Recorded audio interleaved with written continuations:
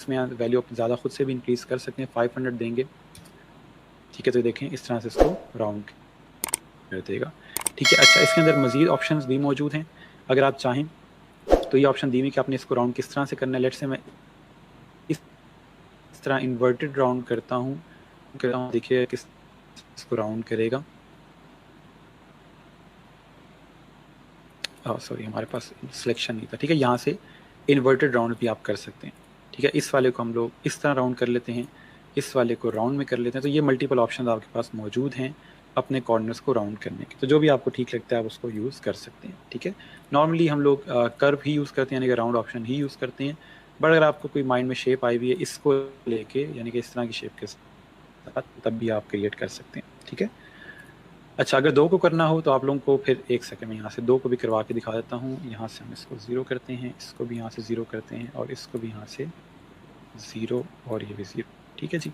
अच्छा, इन सब को हमने 0 कर लिया क्योंकि हमने उसको अनचेक किया था। अब अगर आप चाहते हैं कि आपने 2 को राउंड करना है, अब फॉर एग्जाम्पल मैं पहले 1 को राउंड करता हूँ यहाँ से, लेट्स से इसको मैं करता हूँ जी 200, ठीक है। अब ये हो गया 1 राउंड। अब मैं राउंड के मैं यहाँ पे भी ऐड कर दूंगा, तो ये देखें अब ये जस्ट ये 2 राउंड हुए हैं, बाकी सारे राउंड नहीं हुए, ठीक है। तो इस तरह भी कर सकते हैं। बाकी हमें डायरेक्ट सिलेक्शन टूल या सिलेक्शन टूल का पता है कि हम उससे भी इस तरह से इनकी आप प्रॉपर्टीज़ चेंज कर सकते हैं। अकेले को करना हो तो कर सकते हैं, बट कुछ बच्चों के पास ये ऑप्शन नहीं आ रहा, तो उनके लिए ये चीज़ है कि वो यहाँ से ट्रांसफॉर्म में आके ये सारा कुछ प्ले कर सकते हैं, ठीक है जी। ओके, अब मैं यहाँ से इसको डिलीट करता हूँ, और आई होप कि शेप्स वाला हमारा काफ़ी हद तक कवर हो गया है, तो इसको मैं यहाँ से लाइट कर देता हूँ। नेक्स्ट हमारे पास है जी अलाइन टूल, ये मैं आपको थोड़ा सा करवा देता हूँ, इसको देखते हैं। इससे पहले मैं कमेंट्स देख लूँ आपके। अच्छा, ठीक हो गया।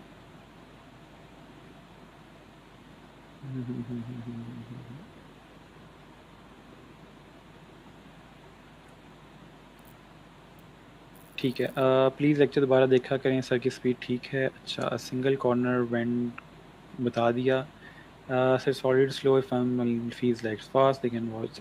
थोड़ी सी मैं मीडियम स्पीड रखूँगा, ना हम बहुत तेज़ जाएंगे ना हम बहुत स्लो जाएंगे। न्यू लर्नर्स के लिए स्लो बताएं, ठीक है ठीक है, स्लो चलेंगे, टेंशन नहीं लेनी। आप कौन सा वर्जन यूज़ करें? मैं 2019 वर्जन यूज़ कर रहा हूँ। सर अगर 2 साइड राउंड करनी हो तो मैंने आपको बता दी कैसे होंगी। ठीक है जी सर, आप काइंडली एक बार अपनी स्ट्रीमिंग चेक करें, बहुत ख़राब वॉइस आ रही है। मैं दोबारा चेक कर लेता हूँ।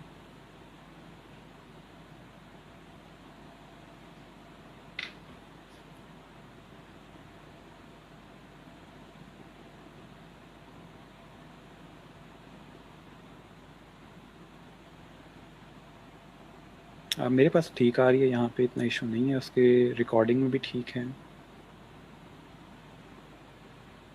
ओके, आवाज़ का इशू आता है बीच में। चले मैं देखता हूँ इसको साथ साथ। अच्छा जी सर, डायरेक्ट टूल से हो जाता है, जस्ट कॉर्नर को सिलेक्ट सिंगल, आपने ही बताया था इस टाइम पे आप सिलेक्शन टूल से सिलेक्ट कर रहे हैं। मर्जी है, आप चाहें डायरेक्ट सिलेक्शन से कर लें या सिलेक्शन से कर लें, जैसे आपको ठीक लगे। हमने राउंड करना है उसको, ठीक है। मैंने आपको पहले दिन बताया था कि एक ही काम के मल्टीपल ऑप्शन हैं, जो आपको ठीक लगे आप उससे कर लें, बट मेक श्योर करने के जो काम करना चाह रहे हैं वो हो जाए। अच्छा, जिनके पास बफरिंग का इशू आ रहा है वो टेंशन ना लें, ये वीडियो आप दोबारा देख लीजिएगा उस पार्ट से जहाँ से थोड़ी सी बफरिंग होती है, क्योंकि लाइव चल रही है, इसको आगे पीछे हम इस तरह से कर नहीं सकते, ठीक है। तो वीडियो को दोबारा देख लीजिएगा आप। मुझे पता है कि आपने टूल्स पे काम करना है तो आप दोबारा देखेंगी, तो उस टाइम देख के तो इसको कर लीजिएगा। सर स्टार कैसे बनेगा? मैं स्टार बना के आपको इस वीडियो में दिखा दिया है। सिंपल आप यहाँ से इसको राइट क्लिक करके और यहाँ से स्टार टूल में जाके इसको कर सकते हैं। अगर राइट क्लिक से नहीं आ रहा तो लेफ़्ट क्लिक थोड़ी देर करके रखेंगे तो उससे भी आपको स्टार टूल का ऑप्शन मिल जाएगा, ठीक है। अच्छा, ठीक हो गया। वॉइस स्लो है, ठीक है सर। प्लीज़ मेरे कमेंट का आंसर करें। मुनीब, आपका कमेंट मिस हो गया, दोबारा कमेंट कीजिएगा, ठीक है। Voice is little bit slow, ठीक है। नाउ इट्स फाइन, ठीक हो गया। अच्छा जी, अब आते हैं जी अरेंज टूल के ऊपर, जो कि बहुत ज़्यादा सॉरी अलाइन टूल के ऊपर आते हैं, जो कि बहुत ज़्यादा ज़रूरी है आपके ओवरऑल डिज़ाइन के लिए, ठीक है। अलाइन टूल अगर आपको यूज़ करना आता है तभी आप अच्छे डिज़ाइंस क्रिएट कर सकते हैं, ठीक है। अब अलाइन टूल यूज़ कैसे होता है? उसके लिए पहले मैं आपके पास यहाँ पे कुछ शेप्स क्रिएट कर देता हूँ।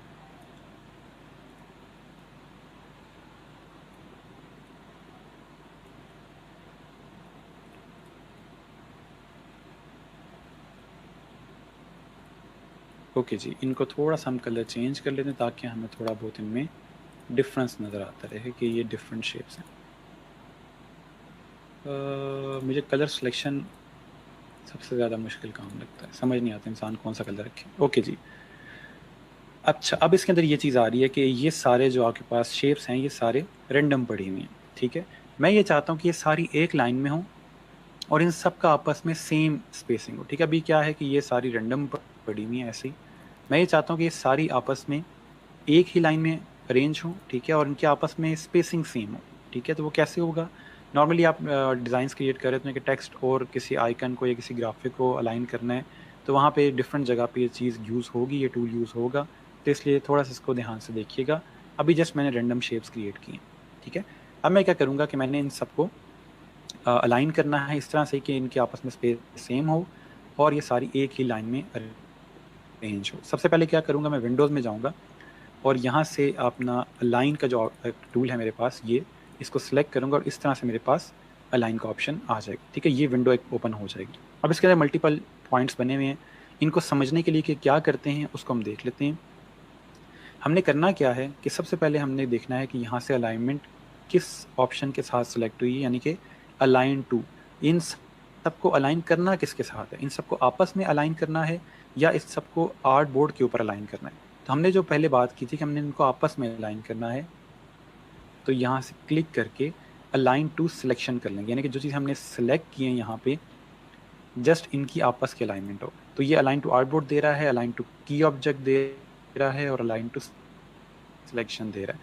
मैं इन तीनों के फ़र्क, बट फिलहाल हम स्टार्ट करें अलाइन टू सिलेक्शन से, यानी कि जो सारी मैंने सिलेक्शन की है इनको आपस में बस आप अलाइन कर दें, ठीक है। तो वो कैसे होगा? सिंपल अलाइन टू सिलेक्शन पे हम क्लिक करेंगे, ठीक है। अभी अलाइन किया नहीं उसने, हमने बताया है उसको कि इसके साथ है, ठीक है। अलाइन टू सिलेक्शन करेंगे और उन्हें बता दिए कि आपने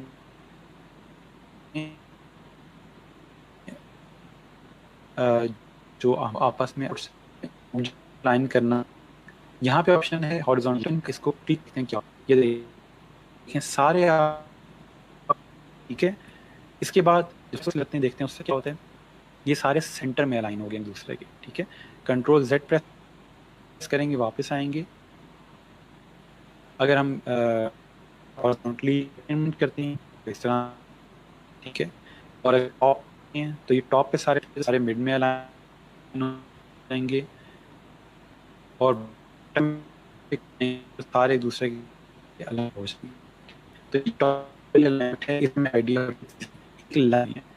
मैं यहाँ से देख हमारी ये हमें लाइन में लाइन करना था, इस रही कि आप सेम करनी, अब क्या नहीं है, तो वो क्या करेंगे उसके लिए दूसरा ऑप्शन यहाँ पे दिया हुआ है, ये वर्टिकली डिस्ट्रीब्यूशन के हैं। अभी जो हमारे ऑब्जेक्ट्स पड़े हैं वो सारे हॉरिजॉन्टल पड़े हुए हैं, यानी कि एक ही लाइन में पड़े हुए हैं, ठीक है। आवाज़ नहीं आ रही, मैं चेक कर लेता हूँ। अच्छा, याद रहे कि उसने सिलेक्शन की नहीं है, उसने जस्ट सॉरी अलाइनमेंट नहीं की, उसने जस्ट ऑप्शन सेलेक्ट की है। उसको हमने बताया है कि करनी किसके साथ है, ठीक है। अच्छा, यहाँ पे अब ऑप्शन आ रहे हैं कि अलाइन हम स्टार्ट करें।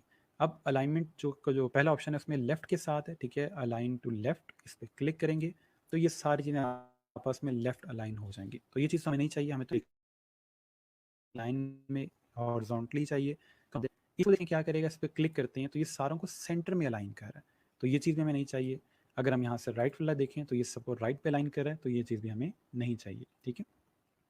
अच्छा, उसके बाद अगर हम देखें यहाँ पे तो टॉप पे अलाइन का ऑप्शन है, इस पर क्लिक करें तो सारी टॉप पे अलाइन हो रही हैं, इस पर क्लिक करें सब सेंटर में अलाइन हो रही हैं और इस पर क्लिक करें तो सब बॉटम पे अलाइन हो रही हैं। तो किसी हद तक हमारा जो एक लाइन में इनको अलाइन करने का ऑप्शन था वो यहाँ से पूरा हो रहा है कि ये सब एक लाइन में अलाइन हो रही हैं। लेकिन मसला क्या है कि इनकी आपस की स्पेसिंग का फ़र्क है, यहाँ पे स्पेस बहुत ज़्यादा है और यहाँ पे स्पेस बहुत कम है। तो हमने इन सबको आपस में अलाइन करना है, ठीक है। तो उसके लिए क्या करेंगे कि दोबारा इनको सेलेक्ट किया और अब अगर देखें तो डिस्ट्रीब्यूट ऑब्जेक्ट्स यानी कि इनको आपस में इस तरह डिस्ट्रीब्यूट करना है कि इनकी स्पेसिंग सेम हो। यहाँ पे जो टॉप पे ऑप्शन दिए हुए हैं यानी कि पहले जो ऑप्शन है वो वर्टिकली डिस्ट्रीब्यूशन के, ठीक है। वर्टिकल डिस्ट्रीब्यूशन नहीं कर सकते क्योंकि हमारे ऑब्जेक्ट्स हॉरिजॉन्टल पड़े हुए हैं आर्टबोर्ड के ऊपर, ठीक है। वर्टिकल मतलब कि ऊपर से नीचे अगर ऑब्जेक्ट्स आ रहे होते तो फिर हम वर्टिकल डिस्ट्रीब्यूशन सेलेक्ट करते। अभी क्योंकि हॉरिजॉन्टली पड़े हुए हैं तो यहाँ पे हमारे पास इशू ये है कि इनमें स्पेसिंग सेम करनी है। तो उसके लिए हम क्या करेंगे, यहाँ पे डिफरेंट जो हमारे पास ऑप्शन है उनको सिलेक्ट करेंगे, हॉरिजॉन्टल डिस्ट्रीब्यूशन, सेंटर डिस्ट्रीब्यूशन, ठीक है, और यहाँ पे राइट डिस्ट्रीब्यूशन। तो हम लोग अगर यहाँ से सेंटर वाली डिस्ट्रीब्यूशन सेलेक्ट करते हैं कि इन सबका सेंटर से जो स्पेस है वो सेम हो जाए, तो यहाँ पे क्लिक करेंगे तो ये सारी आपस में अब स्पेसिंग इनकी सेम होगी। तो जो चीज़ हमें चाहिए थी वो यहाँ पे हमें मिल गई है, ठीक है।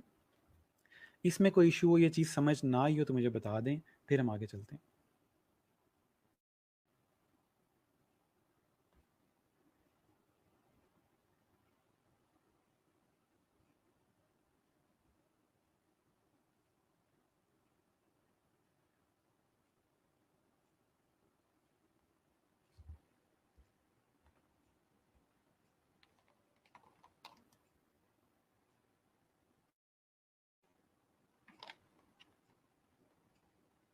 ये जो आपके ऑप्शंस हैं नॉर्मली अलाइनमेंट के आपके डिफरेंट ग्राफिक्स को आपस में अलाइन करने के लिए यूज़ होता है। लेट्स से हम चाहते हैं कि ये सारे अब की बार वर्टिकल अलाइन हो, ठीक है। ये इस तरह से रैंडम पड़े हुए हैं कहीं पे भी, ठीक है, यूँ। अब मैं चाहता हूँ कि सारे वर्टिकल अलाइन हो। पहले अभी हमने किया है हॉरिजॉन्टल अलाइन, ठीक है। अलाइन का ऑप्शन नहीं मिल रहा, अलाइन का ऑप्शन विंडोज़ में जाके और ये लाइन है, ठीक है, शिफ्ट F7 प्रेस करेंगे तब भी आपको अलाइन का ऑप्शन मिल जाएगा, ठीक है। वैसे भी अगर आप इन सबको सेलेक्ट करोगे तब भी यहाँ पे टॉप पे अलाइन का ऑप्शन इस तरह से आ जाएगा, ठीक है, अलाइन पैनल। ओके, अब मैं ये चाह रहा हूँ कि पहले हमने किया इनको हॉरिजॉन्टल अलाइन, अब हम इनको चाह रहे हैं वर्टिकल अलाइन करना, ठीक है। तो उसके लिए हम क्या करेंगे, इन सबको सिलेक्ट किया, ठीक है, और अब यहाँ से हम जाके करते हैं इनको यहाँ से वर्टिकल अलाइन, ठीक है। इस तरह करेंगे तो ये इस तरह से अलाइन हो, सॉरी इसको इधर से अलाइन करेंगे तो ये सारे वर्टिकल अलाइन हो रहे हैं हमारे पास। और नेक्स्ट हमने डिस्ट्रीब्यूशन करनी है वो भी वर्टिकल ही करनी है ताकि इस पर हम क्लिक करें और ये देखें अब इनके आपस की जो स्पेसिंग है वो सेम हो गई है, ठीक है। पहले जो हमने ऑप्शन सेलेक्ट किए थे वो यहाँ से कर रहे थे हम लोग, ठीक है, ये वाले। और अब जो हमारे पास ऑप्शन है वो ये वाला आ रहा है, ठीक है। तो ये सारे हमारे पास इस तरह से वर्टिकली अलाइन हो गए। तो ये ओवरऑल आपके अलाइनमेंट का जो ऑप्शन है इस तरह से यूज़ होगा। इसको मज़ीद थोड़ा देखिएगा, जैसे आप प्ले कीजिएगा आपको मज़ीद ऑप्शंस मिलेंगे। अब देखते हैं जी इसके अंदर जो मज़ीद ऑप्शन दी हुई है यहाँ पे अलाइन टू आर्टबोर्ड की और अलाइन टू की ऑब्जेक्ट की। अच्छा, लेट्स से हमारे पास इसको हम थोड़ा सा बड़ा करते हैं और कहते हैं कि ये की ऑब्जेक्ट है। हमें क्लाइंट ये कहता है कि इस ऑब्जेक्ट के साथ साथ आपने इसको अलाइन करना है इन तमाम चीज़ों को, कि ये ऑब्जेक्ट यहीं पड़ा रहे और बाकी जो चीज़ें हैं वो इसके साथ अलाइन हो, ठीक है। फॉर एग्जाम्पल हम इस तरह से चीज़ें पड़ी हुई हैं और क्लाइंट ये कहता है कि आपने बाकी तमाम चीज़ों को इस ऑब्जेक्ट के साथ अलाइन करना है, या हमारी जो कोई भी रिक्वायरमेंट है वो इस तरह की है कि हमें एक स्पेसिफिक ऑब्जेक्ट के साथ बाकी तमाम चीज़ों को अलाइन करना है।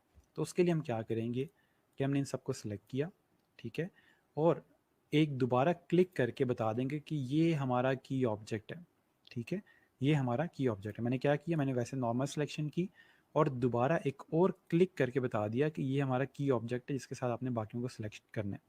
और यहाँ पे हमारे पास की ऑब्जेक्ट की ऑप्शन हमने सिलेक्ट कर दी। अब जब मैं इन सबको इस तरह से अलाइन करूँगा वर्टिकली, अब देखें उसने बाकी सबको मूव किया अपनी जगह से, इसको अपनी जगह से मूव नहीं किया, ठीक है। क्या हुआ, सिलेक्ट किया, की ऑब्जेक्ट बता दिए कि ये मेरा की ऑब्जेक्ट है। इसका साइज़ छोटा भी हो सकता है, कोई मसला नहीं है। फॉर एग्जांपल मैं इनमें से इसको की ऑब्जेक्ट रख देता हूँ, ठीक है, कोई भी साइज़ हो सकता है। मैंने इसको प्रोमिनेंट करने के लिए जस्ट बड़ा किया, ठीक है। अच्छा, हमने कह दिया कि ये हमारा की ऑब्जेक्ट है और बाकी सारे वैसे ही हैं, आप इनको मूव कर सकते हैं, लेकिन आपने इसको मूव नहीं करना।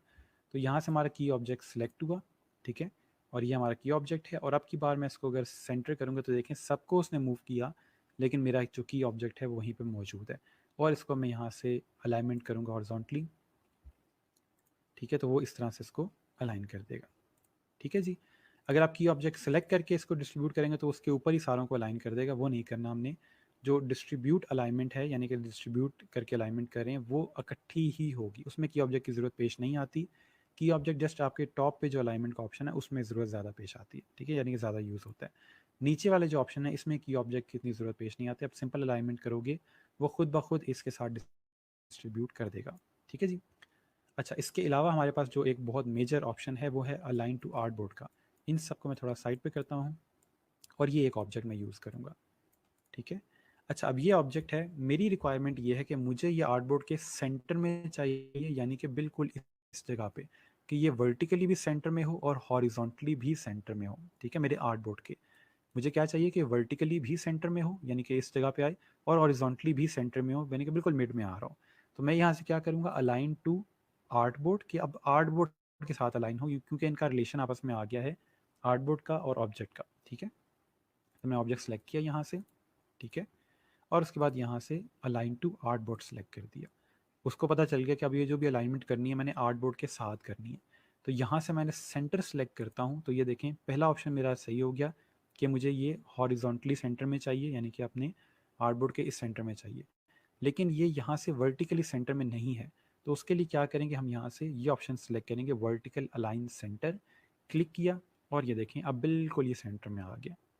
तो अक्सर औकात ये होता है कि आप डिज़ाइन क्रिएट कर रहे होते हो और आपका जो डिज़ाइन होता है उसमें चीज़ें फ्लोट कर रही होती है, कभी कोई इधर है कोई उधर है। तो उन सबको आपस में अलाइन करने के लिए आप इस अलाइनमेंट के ऑप्शन को सेलेक्ट करते हो। अलाइन टू आर्टबोर्ड दोबारा देख लें कि कोई ऑब्जेक्ट रैंडमली यहाँ पड़ा हुआ है और मैं ये चाहता हूँ कि मेरे आर्टबोर्ड के सेंटर में आए, वर्टिकली भी और हॉरिजॉन्टली भी। तो क्लिक करूँगा, यहाँ से ऑब्जेक्ट सेलेक्ट करूँगा और अलाइन टू, यहाँ से ये ऑप्शन सेलेक्ट करेंगे, वर्टिकल अलाइन सेंटर। क्लिक किया और ये देखें अब बिल्कुल ये सेंटर में आ गया।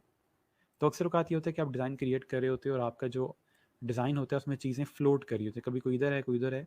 तो उन सबको आपस में अलाइन करने के लिए आप इस अलाइनमेंट के ऑप्शन को सेलेक्ट करते हो। अलाइन टू आर्टबोर्ड दोबारा देख लें कि कोई ऑब्जेक्ट रैंडमली यहाँ पड़ा हुआ है और मैं ये चाहता हूँ कि मेरे आर्टबोर्ड के सेंटर में आए, वर्टिकली भी और हॉरिजॉन्टली भी। तो क्लिक करूँगा, यहाँ से ऑब्जेक्ट सेलेक्ट करूँगा और अलाइन टू आर्टबोर्ड सेलेक्ट करूँगा ऑप्शन, क्योंकि मैं इसको बताना चाहता हूँ कि मैं जो चीज़ सेलेक्ट कर रहा हूँ उसको आपने आर्टबोर्ड पे अलाइन करना है, आपस में कहीं अलाइन नहीं करना, आर्टबोर्ड पे अलाइन करना है। तो उसके लिए क्या करूँगा, मैंने इस आर्टबोर्ड सिलेक्शन कर ली और अब की बार मैं सेंटर, यानी कि आर्टबोर्ड के सेंटर में अलाइन हो गया, और यहाँ से मिड में, कि इसके बिल्कुल यहाँ से भी सेंटर और यहाँ से भी सेंटर। अब मेरा जो आर्टबोर्ड के बिल्कुल इस जगह पे सेंटर में मेरा जो ऑब्जेक्ट है वो आ गया। ठीक है, तो इस तरह आपकी ओवरऑल अलाइनमेंट जो है वो हो रही होती है। इसको और प्ले कीजिएगा और देखिए इसमें क्या क्या ऑप्शंस हैं, और आप इसको एक्सप्लोर कीजिएगा तो आपको और अलाइनमेंट की ऑप्शंस मिलेंगी। ठीक है, आज हम इसको यूज़ करके भी देख लेंगे कि ओवरऑल अगर हम कंप्लीट कोई डिज़ाइन क्रिएट करें तो वहाँ पे इसको किस तरह से करेंगे। ठीक है, तो ये आपकी अलाइनमेंट की ऑप्शन थी। अच्छा, अब एक और चीज़ है अरेंज का ऑप्शन, इसमें से मैं 3 शेप्स रख लेता हूँ, ये वाली, और इन 3 को मैं डिलीट कर देता हूँ। ठीक है, अच्छा अब इसके अंदर हमारे पास क्या है कि मैं ये चाहता हूँ कि जो पर्पल वाला, ये जो समझ लें कि मीडियम पर्पल जो है या वॉयलेट कलर जो है, इसको मैं चाहता हूँ कि सबसे बैक पे चला जाए और ये आ जाए सबसे फ्रंट पे, और ये ऑरेंज जो है ये इन दोनों के दरमियान में। अभी अगर हम देखें तो हमारे पास कुछ इस तरह हो रहा है कि ऑरेंज सबसे बैक पे है, उससे आगे ये मेरे पास पिंक कलर है और सबसे आगे मेरे पास पर्पल है। ठीक है, मैं ये चाहता हूँ कि ओवरऑल जो मेरे पास ऑब्जेक्ट्स हैं उसमें पर्पल सबसे बैक पे हो, ऑरेंज मिड में हो, और ये जो पिंक है ये सबसे आगे हो। ठीक है, तो ये अरेंजमेंट आपकी सिंपल। तो अरेंज कैसे करेंगे हम इसको, हम पर्पल को सबसे पहले सेंड टू बैक कर रहे हैं। ठीक है, अरेंज सेंड टू बैक, सबसे बैक पे हमारे पास पर्पल चला गया और हमारे पास टेक्निकली वो चीज़ कंप्लीट हो गई है जो हम चाह रहे थे कि पिंक सबसे आगे हो, ऑरेंज उसके पीछे और पर्पल सबसे पीछे। ठीक है, मैंने कैसे ही किया, मैं सिंपल राइट क्लिक करता हूँ चीज़ के ऊपर और अरेंज के ऑप्शन में जाके सेंड टू बैक और ब्रिंग टू फ्रंट का ऑप्शन जो है उससे आपकी चीज़ें आपस में अरेंज हो रही होती हैं। अच्छा, ब्रिंग टू फॉरवर्ड और सेंड टू बैकवर्ड फिर क्या है, ये आपके इसलिए यूज़ होते हैं कि आप जस्ट चीज़ को एक स्टेप पीछे लेके जा रहे हैं। अगर मैं इसको करता हूँ सेंड टू बैक, अरेंज में जाके सेंड टू बैक क्लिक किया, ये सबसे पीछे चला जाएगा। ठीक है, अंडू करेंगे और अगर मैं इसको सिलेक्ट करता हूँ राइट क्लिक करके अरेंज और सेंड बैकवर्ड, यानी कि एक स्टेप पीछे ले जाओ इसको, तो क्लिक करेंगे तो क्या हुआ, ये जस्ट ऑरेंज वाले से पीछे चला गया है बट इस पर्पल वाले के स्टिल आगे है। ठीक है, तो इस तरह से आपके ओवरऑल अरेंज में फ़र्क आ रहा होता है कि सेंड टू बैकवर्ड करेंगे तो ये आपका जस्ट एक स्टेप पीछे जाएगा, सेंड टू बैक करेंगे तो बिल्कुल पीछे चला जाएगा। और इसी तरह से अगर हम मैं करता हूँ राइट क्लिक करके अरेंज ब्रिंग टू फ्रंट करूँगा तो सबसे आगे आ जाएगा, लेकिन अगर मैं इसको करता हूँ अरेंज ब्रिंग फॉरवर्ड तो ये जस्ट एक स्टेप आ गया है, यानी कि ऑरेंज वाले से एक स्टेप आगे आ गया है और पर्पल वाले पिंक वाले के स्टिल पीछे है। ठीक है, तो इस तरह से ओवरऑल आपकी ये चीज़ यूज़ हो रही होंगी। रीडू जो है आपका कंट्रोल शिफ्ट जेड से होगा, यानी कि एक स्टेप आपने आगे आना है, और अंडू यानी कि आपने बैक जाना है। ठीक है, तो ओवरऑल इस तरह से आपकी ये सारे जो अरेंज के और अलाइन के ऑप्शन हैं वो सिलेक्ट हो रहे होंगे। अच्छा, जस्ट अ सेकेंड, मैं यहाँ पे कमेंट्स देख लूँ। सर मेरे पास टूल्स शो नहीं हो रहे, मेरे पास भी 2019 वर्जन है, टूल्स शो नहीं हो रहे, तो आप मेक श्योर करें कि आप अलाइन यहाँ से ऊपर एसेंशियल में जाके एसेंशियल क्लासिक सेलेक्ट करें और उसके बाद आपको ये टूल्स शो होंगे। ठीक है, अगर नहीं होते तो उसके बाद क्लास के बाद आपने मुझे अपना स्क्रीनशॉट सेंड करना ताकि मैं देख लूँ उसमें कोई मसला तो नहीं है आपके ओवरऑल टूल के अंदर। अच्छा जी, अरेंज में और अलग क्या है? देखिए, अरेंज और अलाइन में काफ़ी डिफरेंस है। जो अलाइन है वो चीज़ों की डिस्ट्रीब्यूशन जो है उसको बता रहा होता है कि इनकी आपस में स्पेसिंग वगैरह कैसे रखनी है, यानी कि ये वर्टिकली और हॉरिजॉन्टली आपका काम कर रहा होता है। ठीक है, जो आपका अलाइन का ऑप्शन है। जो आपका अरेंज का ऑप्शन है वो इनकी लेयर्स पे काम करते हैं कि कौन सी चीज़ पीछे पड़ी हुई है, कौन सी चीज़ उससे आगे पड़ी हुई है, कौन सी चीज़ उससे आगे पड़ी हुई है। ठीक है, तो वहाँ पे आपका जो अरेंज का ऑप्शन है वो यूज़ होगा। अलाइन सिर्फ इनकी, देखिए फॉर एग्जाम्पल मैं कहता हूँ कि ये ऑब्जेक्ट इस तरह से पड़े हुए हैं और मैं ये चाहता हूँ कि इनकी स्पेसिंग आपस में सेम हो जाए। ठीक है, अभी ये स्पेस रेंडम है इनकी, तो इन तीनों को मैं सिलेक्ट करके अलाइन टू सिलेक्शन करूँगा और मिड करूँगा तो ये इस तरह से आपस में अलाइन हो जाएंगे। और डिस्ट्रीब्यूशन इस तरह से करूँगा इनकी कि ये सारे आपस में इस तरह से डिस्ट्रीब्यूट हो जाएं। ठीक है, तो ये क्या हो रहा है हमारे पास कि हम इनकी आपस में स्पेसिंग वगैरह यहाँ सेट कर सकते हैं। और अगर हम चाहें तो यहाँ से इनको वर्टिकल लाइन करें, सेंटर लाइन करें, जिसमें भी अलाइनमेंट चाह रही हैं तो वो हम लोग कर सकते हैं। लेकिन अगर आप चाहते हो कि ये ऊपर नीचे किस तरह पड़े हों तो वो चीज़ आपकी होगी अरेंज से। ठीक है, तो ये ओवरऑल आपका ऑप्शन है। अच्छा, इसके बाद हमारे पास, ठीक है, तो ये अलाइन और अरेंज जो है ये आज हमने कवर कर लिए हैं। ठीक है, कोशिश करते हैं आज हम लोग टेक्स्ट टूल भी कवर कर लें। ठीक है, ताकि हमें थोड़ा सा टेक्स्ट का पता चल जाए कि कहाँ से ऐड करना है। ठीक है, ओके, अब थोड़ा सा हम देखते हैं टेक्स्ट टूल को, जो कि बहुत इंपॉर्टेंट चीज़ है। मैं यहाँ से उसको डिलीट कर रहा हूँ, इसको बंद कर रहा हूँ। ये जी आपका टाइप टूल या टेक्स्ट टूल है। ठीक है, इसको टेक्स्ट टूल भी कहा जाता है, टाइप टूल भी कहा जाता है, यानी कि आपके पास कोई भी टेक्स्ट आपने ऐड करना है तो वो यहाँ से होगा। अब टेक्स्ट ऐड करने के दो मेथड्स हैं। एक ये है कि आप टाइप टूल पे क्लिक करते हो, ठीक है, और यहाँ पे ला के क्लिक करके छोड़ देते हैं। ठीक है, क्लिक करके छोड़ेंगे तो यहाँ पे इसने कुछ टेक्स्ट ऐड कर दिया। मैं इसको जूम इन करके आपको दिखा देता हूँ।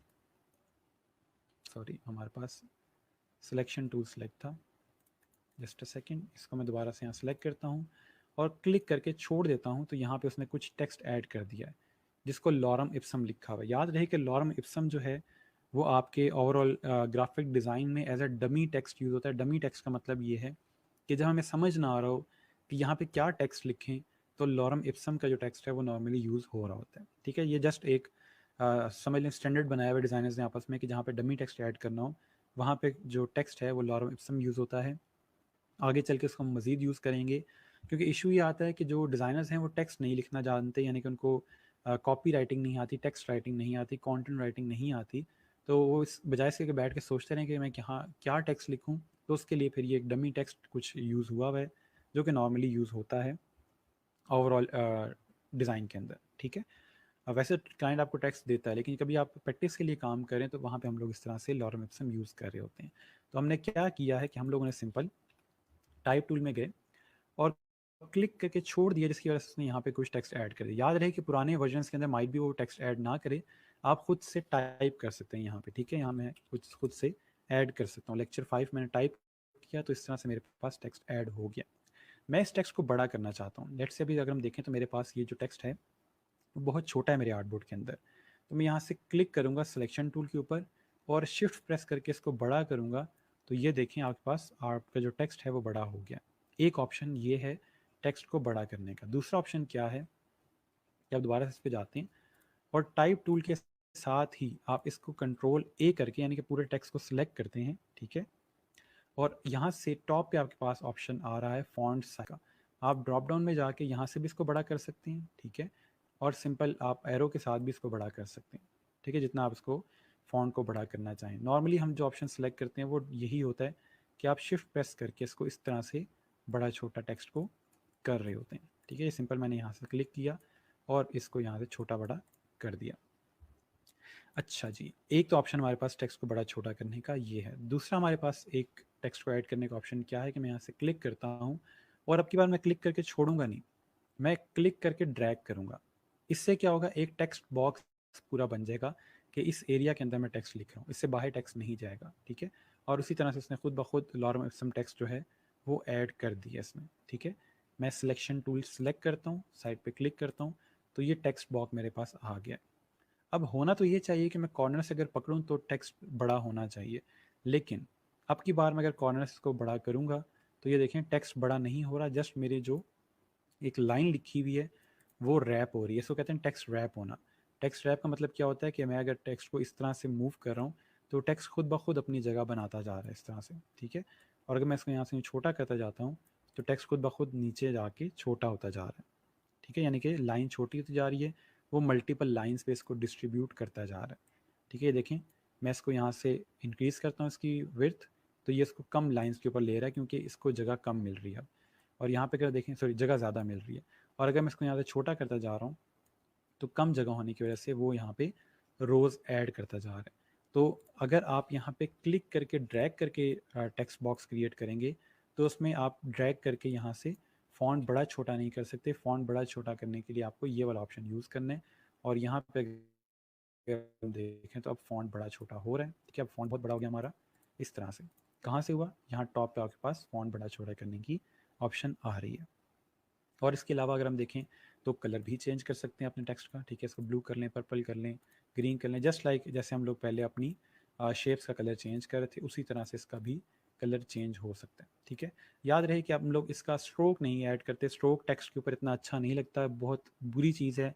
नॉर्मली आपके जो डिज़ाइन होते हैं उसमें टेक्स्ट का स्ट्रोक बहुत कम होता है, बहुत कम जगह पे यूज़ होता है। हाँ, लोगो डिज़ाइन के अंदर यूज़ होता है, बट नॉर्मल टेक्स्ट के अंदर हम लोग स्ट्रोक यूज़ नहीं करते। अच्छा, इसके अलावा आपके पास एक सेकंड में इसका साइज़ छोटा करता हूँ। लेट्स हम इसको करते हैं जी 30, ठीक है। ये अब मैंने अपना जो फ़ॉन्ट है वो इतना कर लिया, इस तरह से यहाँ पे रख रहा हूँ।